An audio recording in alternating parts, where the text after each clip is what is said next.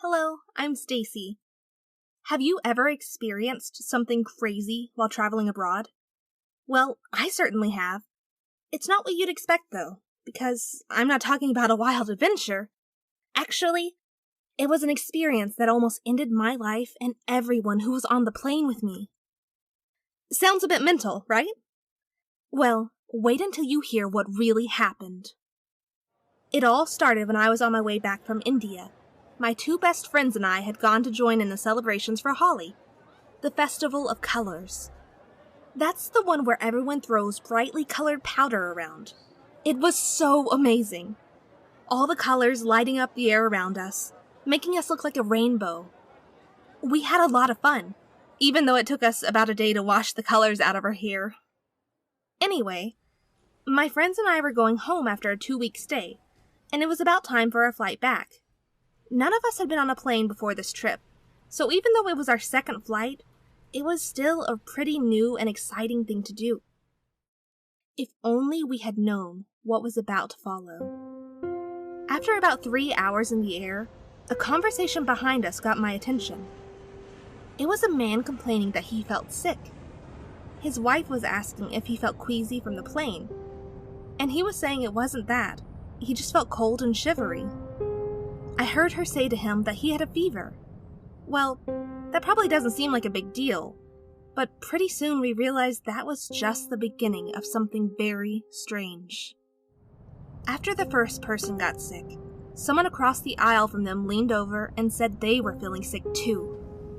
They compared the symptoms and they both felt the same thing. My friends and I weren't really bothered at first, but when we heard another passenger asking the flight attendant if they had anything to help with the fever, we started freaking out.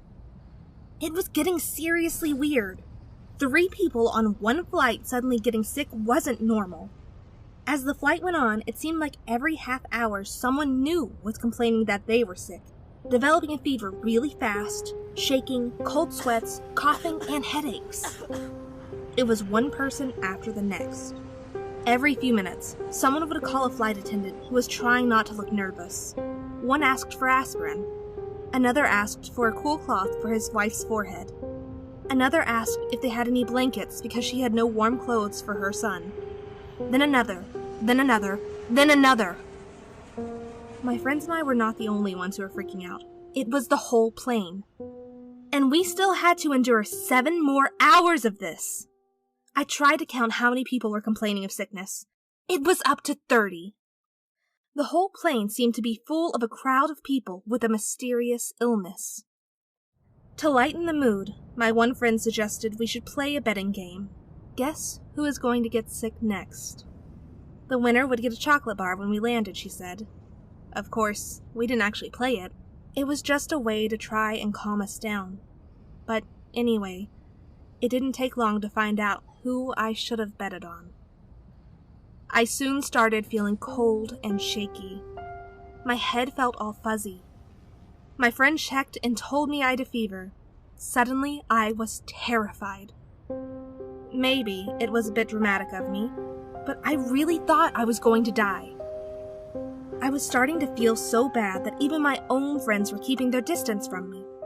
And no wonder! It was spreading faster than any illness I'd ever heard of. I was terrified. 20 minutes before the flight landed, people started to relax a bit.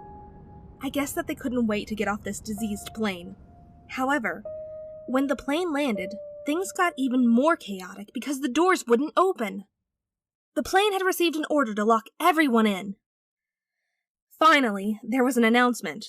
We were being quarantined. Nobody was allowed off the plane before things were handled. We were told to stay put and wait for medical professionals, and that nobody must attempt to leave when the doors opened, or we risked spreading the unknown foreign virus to everyone outside. That made me even more scared. Quarantine was the kind of thing that only happened in movies. If they weren't letting us off this plane to protect everyone outside, I figured they must have thought there was a chance we could all die. So I wasn't being too dramatic after all. We waited, and finally, some doctors from the Center for Disease Control stepped onto the plane. One by one, they checked every passenger, even the ones who weren't sick. With the sick ones, they checked their temperature, their blood pressure, asked them where they had been, and interviewed them about their symptoms. I listened closely. Everyone was describing the same thing. Every now and then, the doctors would step into the cockpit for a few minutes before coming back out. I figured they were probably discussing their findings, but they kept repeating this, checking everyone in exactly the same way. It felt like this went on for an eternity, while I waited to find out just how serious my condition was. My friends were trying to stay calm to make me feel better, but I could tell they were nervous. They were worried about me. Finally, the doctors started letting people go. I was surprised to see almost everyone leaving the plane, one by one. My friends were happy, telling me it couldn't be so serious if they were letting people off, and that I was going to be fine. I felt relieved for a moment, until a doctor came up to me specifically and said that I needed to stay.